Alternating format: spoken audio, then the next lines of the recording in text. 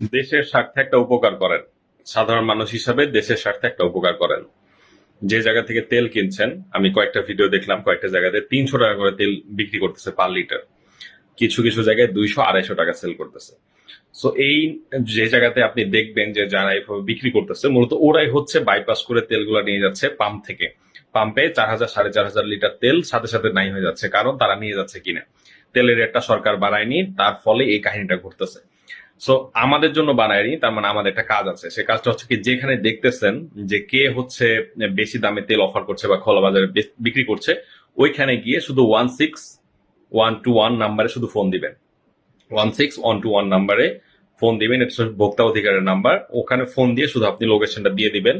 ভোক্তা অধিকারের টিম সেখানে যাবে এবং গিয়ে তাকে যে জরিমানা করবে তার 25% আপনি পাবেন।